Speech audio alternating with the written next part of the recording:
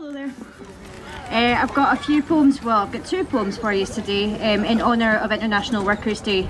As a waitress, these poems pretty much just feature some of the moans and groans I've picked up over the years working in the hospitality sector.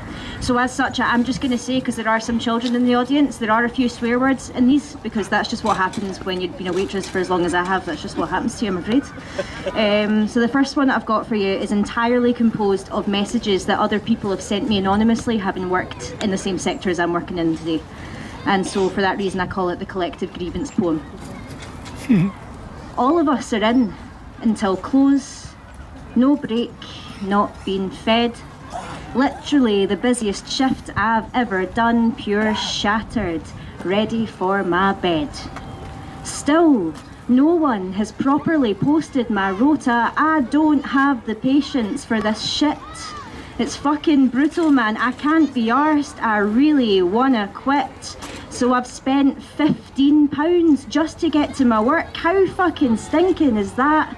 And then they sent me home an hour early, so I was like, fuck that.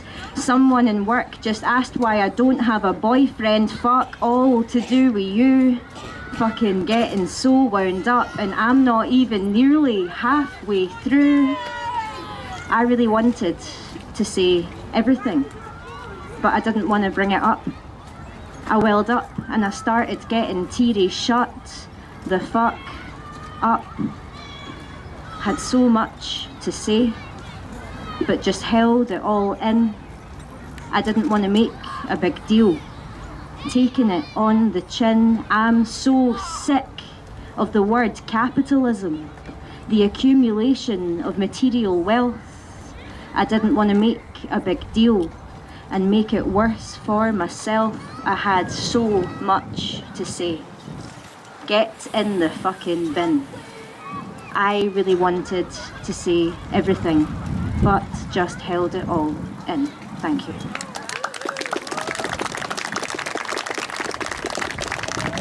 This next one's just a wee bit more light-hearted for you, and it's actually just, it's not got a title, it's a story about a rotten shift. Just an absolutely rotten shift. It's 4 AM, I'm tired, this shit is a blur, and I hear the wee lassie in front of me slur. My feet fucking hurt, and I think, me too, as she wobbles and stumbles, then takes off her shoes before asking me, any BBQ sauce? A couple would be fab if you could.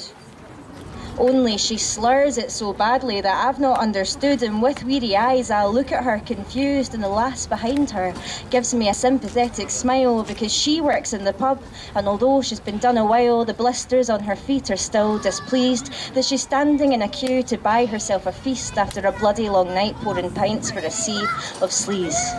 Yes, young barmaid and I lock eyes and shake our heads, although not in surprise, as Johnny, the big man, skips her in the queue. Yes, we can certainly tell that he's had a few. He's got his glad rags on. He says, doll, my taxi's nearly here. This line's too fucking long. I say, I'm sorry to hear that, but you'll have to wait. He storms off shouting, ridiculous! Rejoins his steaming mates at the back of the queue. Yes, Johnny, the big man, has had more than a few.